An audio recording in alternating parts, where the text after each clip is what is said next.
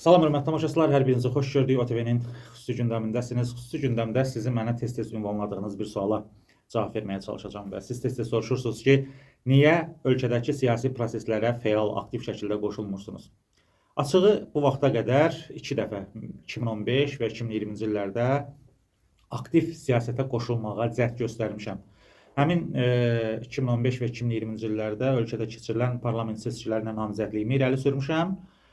Ancaq hər ikisi mənim üçün böyük dərs olub. O baxımdan ki, anladım ki, ölkədə siyasi proseslərə qoşulmaq üçün ilk növbədə Azərbaycan xalqı, əhalini, hardan namizədsənsə o bölgənin adət-ənənələrini tanımalısan, bilməlisən, yaxşı bələd olmalısan.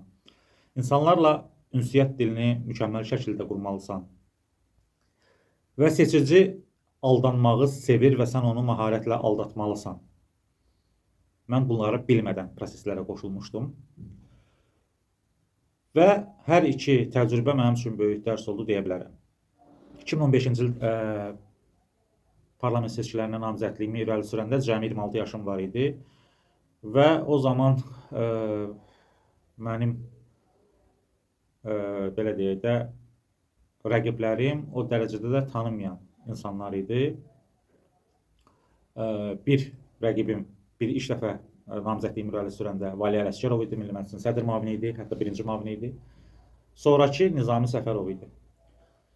Və ilk dəfə namizədliyimi irəli sürəndə bildirdilər ki, daha doğrusu yaxın bir qohumun vasitəsindən ailəmə təzyiqlər başlamışdı. Şəmkirin o zamanki icra başçısı Alim Paşa Məmmədov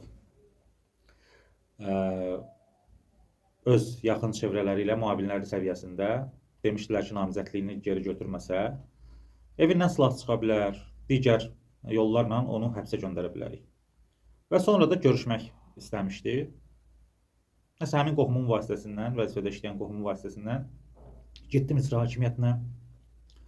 Təxminən bir saata yaxın görüşümüz oldu. Və bildirdi ki, daha doğrusu soruşdu ki, Ağsaqqaldan icazə almısanmı, Ağsaqqalı görmüsənmi? Mən bilmədim kimdir və soyadı yadında qalıb. Həmən icra başçısı müavini Əliyev soyadlı birisi idi. Dedim, Ağsaqqal kimdir? Əlindən belə bir işarə elədi. Mən də heç nə başa düşmədim. Dedi, bu ölkədə deputatlar seçilmirlər, təyin olunurlar. Təbii ki, mən də təcrübəsiz olduğum üçün yenə də başa düşməmişdim və müəyyən hədə qorxularla, eyni zamanda yumşaq yeri bilmişdilər valideynlərin qarşısında həssas olduğumu. Ümumiyyətlə, hər kəsin zəif nöqtəsi ailəsidir. Və namizədliyimi anamın xahişi xatirinə, xahişi nəzərə alaraq geri götürdüm. Xəstə adamdır valideynlərim, hər ikisi xəstədir, yaşlı insanlardılar. Və onların sözünü yerə vurmadım. Və 2020-ci ildə yenidən namizədliyimi irəli sürdüm. Ancaq bu dəfə də təzyiqlər oldu, geri çəkilmədim. Hətta hakim partiyanın namizədi ilə danışıqlara getməyi məsləhət gördülər. Qəti şəkildə imtina elədim və seçkilərə getdik. Və sırf təcrübəni yaşamaq üçün, real seçki təcrübəsini yaşamaq üçün buna getdim. 102 saylı, o vaxtki 102 saylı Samux Şəmkir seçki dairəsindən namizədliyimi irəli sürmüşdüm. Və 8 namizəd arasında ikinci oldum real nəticələrlə.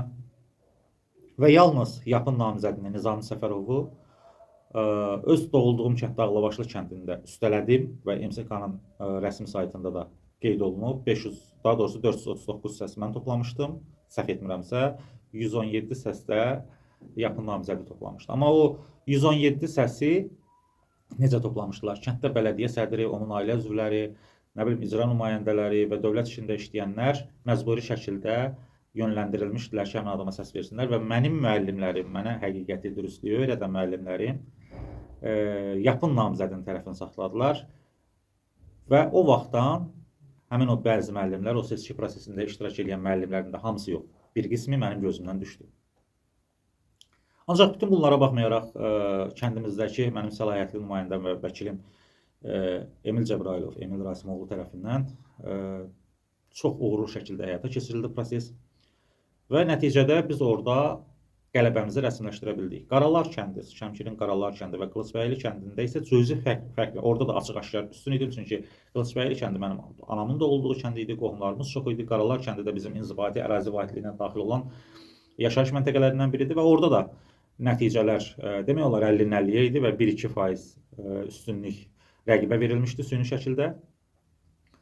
Və mən gördüm ki, seçki prosesinin saxtalaşdırılmasından vətəndaşlar da, seçicilər də razıdırlar.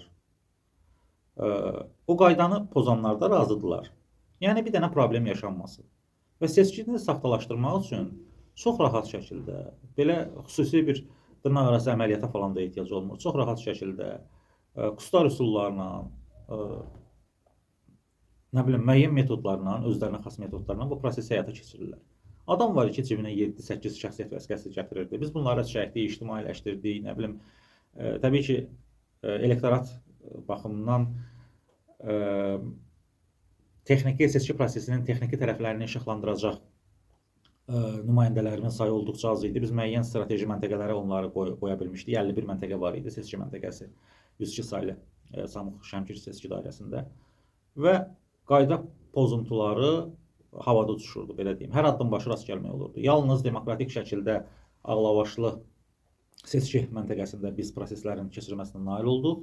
Yerdə qalan məntəqələrdə demək olar ki, bu baş vermədi. Bəzi hallarda günortaya qədər, bəzi hallarda axşam üstünə qədər səsləri qoruya bildik. Ancaq axşam səs sayımında onlar yenə də öz istədiyini eləmişdilər. Və mən orada xalqımızı tanıdım, Azərbaycan xalqını. Öz yaşadığım regionun əhalisinin psixoloji, mənəvi durumuna bələd oldum. Onların istəklərini eşitdim. Və sizi inandırım ki, insanlarımız seçki proseslərinə o qədər yad, ögey münasibət bəsləyirlər ki, hətta 2020-ci ildən sonraki müddətdən, məsələn, 4 il, 3 il, 4 il keçəndən sonra elə bilirdilər ki, bəzi seçicilər, görüşdüyüm şəxslər, mən deputat seçilmişəm və xahişlərini mənə eləyirdilər ki, məsələn, bizim yolumuz çəkilməlidir, xahiş edirik, bunu işıqlandırın və s. laxır. Dedim, mən deputat seçilməmişəm. Deyirdilər, təəccüb edirdilər, bəs kim seçildi? Axı siz aktiv idiniz və s. laxır. Və mən də bildirdim ki, filan kəs seçilib, yaxın namizədi, Tovuz rayonundan idi, səhv eləmirəmsə əslən. Və 5 il müddətinə həmin şəxs Nizami Səfərov nə seçicilərlə görüşə gəldi, eyni zamanda 44 günlük vətən müharibəsində bir dənə də şəhidin dəfninə getmədi. Yəni mən görmədim, mən şəhid dəfinlərinə gedirdim, gücüm çatan qədər iştirak eləyirdim. Mən onları, həmin şəxsi görmədim orada. Nə nümayəndəsini, nə özünü və s. laxır.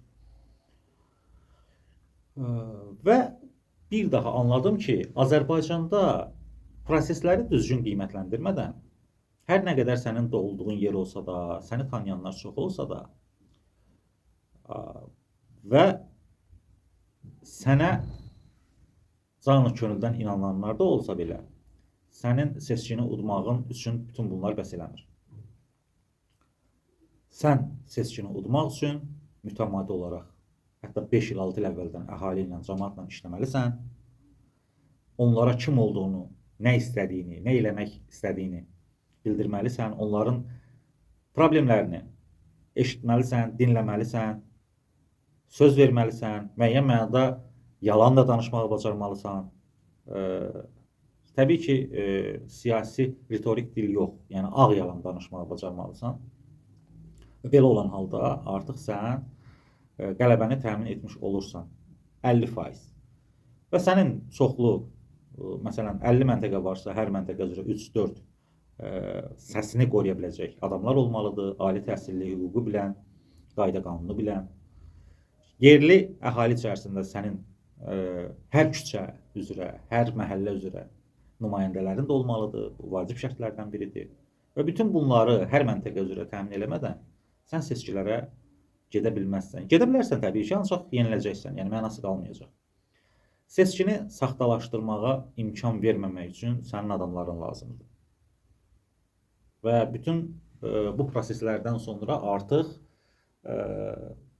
sənin qalib gəlmə şansların çoxdur. Və ən əsas məsələlərdən biri də ondan ibarətdir ki, seçkidə qalib gəlmək üçün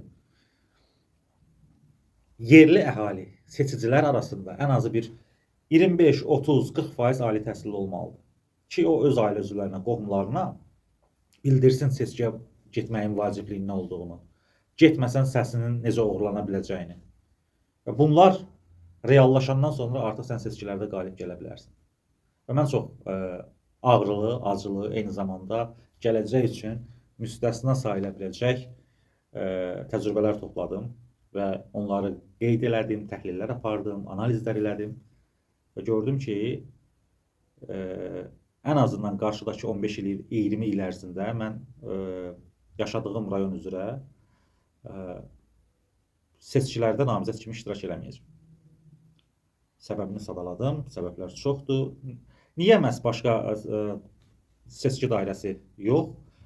102 sayılı, o vaxt 102 idi, ya 101-dir, ya 103-dür. Bilmirəm, 101-dir mən biləm. Samux Şəmkir seçki dairəsi mənim yaşadığım, doğulduğum yerdir. İnsanların problemlərinə bələdəm. Onların şikayətlərini daha yaxşı bilirəm. Çünki bizim ailə də o problemləri yaşayırlar. Məsələn, mənim doğulduğum kəndə sonuncu dəfə asfalt yolu çəkiləndə SSR hələ dağılmamışdı. Ölkə rəhbəri Qarbaçov idi. Ondan sonra 4 prezident gəlib, hakimiyyətdən müstəqil olmuşuq, hələ də yol çəkilmir. Bax, belə, seçkilərə qoşulmaq istəyən gənclərə demək istəyirəm ki, birinci seçki mühitini dəyərləndirin, siyasətə qatılmaq istəyirsinizsə, ölkədəki ab-havanı doğru düzgün analiz eləyin, gözünüzü yumub, gəncliyinizi və ömrünüzü zay eləməyin. Ən yaxşısı, ömrünü elmə, savada, biliyə həsr eləməkdir. Bu ölkədə hüququnu bilən şagirdlər, tələbələr yetişdirməkdir. Belə hörmətli tamaşaçılar, sağ olun, salamat qalın, özünüzə yaxşı baxın.